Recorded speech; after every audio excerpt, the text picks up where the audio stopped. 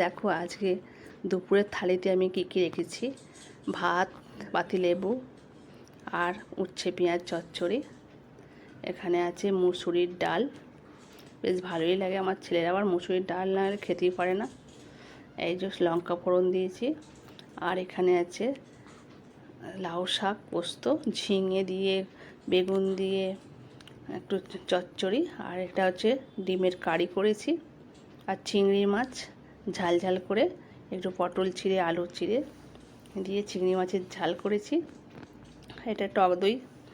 সব খেয়ে তো হজম করতে হবে বন্ধুরা।